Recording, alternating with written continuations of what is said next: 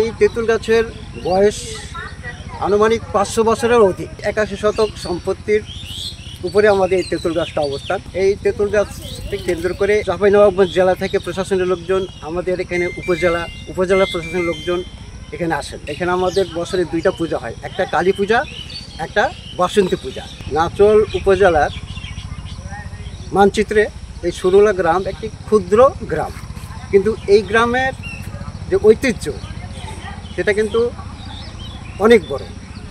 আমাদের গ্রামের আমার পিছনে দেখতে পাচ্ছেন একটা তেঁতুল গাছ। এই তেঁতুল গাছের বয়স আনুমানিক 500 বছরের অধিক। এখানে বন বিভাগ থেকে অনেক কর্মকর্তা এসেছেন, এখানে ফরেনাররা এসছেন, এখানে বিভিন্ন এনজিওর লোকজন এসছেন। ওনারা এসে এখানে অনুমান করে গেছেন যে এই গাছটার বয়স 500 বছরের অধিক। এর একটা ঐতিহ্য যেটা হয়তো চাঁপাইনবাবগঞ্জ জেলার মধ্যে এই এত বড় তেঁতুল গাছ, এত বয়সের তেঁতুল গাছ আর কোথাও নাই। আমাদের গ্রামীণ একমাত্র এই তেঁতুল গাছ। এই তেঁতুল গাছকে কেন্দ্র করে এখানে আমাদের অনেক প্রশাসনিক লোকজন, চাঁপাইনবাবগঞ্জ জেলা থেকে প্রশাসনের লোকজন আমাদের এখানে উপজেলা প্রশাসনের লোকজন এখানে আসেন, পরিদর্শনে আসেন। এছাড়া অনেক বাইরের লোকজনও এখানে পরিদর্শনে আসেন এই তেঁতুল গাছকে কেন্দ্র করে। একটি ঐতিহ্য, সুরুলা গ্রামে একটি তেঁতুল গাছ আছে 500 বছরের, সেই জন্য এই তেঁতুল গাছটাকে পরিদর্শনের জন্য এখানে অনেক সময় প্রতি বছরই এখানে আসে। এখানে সমস্যা হয়।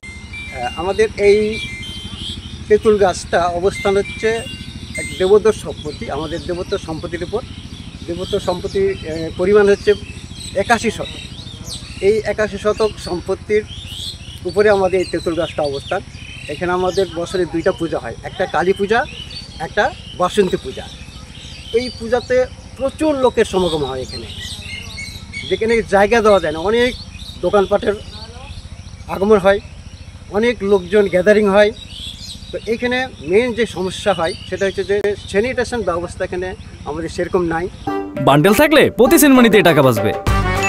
বিকাশ সেনমানি বান্ডেল কিনে জিতুন প্রতি লেনদেনে। বাইরে থেকে লোকজন যারা আসে তাদের জন্য হয়তো প্রস্রাব পায়খানার ব্যবস্থা, এখানে পানির ব্যবস্থা সেরকম নাই। আর আমাদের এখানে যে পূজা হয় এর জন্য এই যে 81 শতক আমাদের যে পরিমাণটা, এটার একটা প্রাচীরের ব্যবস্থা যদি আমাদের প্রশাসনের দিক থেকে এই ব্যবস্থা করা হয়, প্রাচীরের ব্যবস্থা। তারপর আমাদের মন্দির ঘরটা আমরা আপনারা দেখতে পাচ্ছেন যে মন্দির ঘরটা আমরা সম্পূর্ণ শেষ করতে পারিনি, শুধু ঘরটাই করেছি। আমাদের সামনে একটু বারান্দার দরকার। তারপর এখানে বাসন্তী পূজা হয়, সেই পূজারও একটা মন্দিরের দরকার।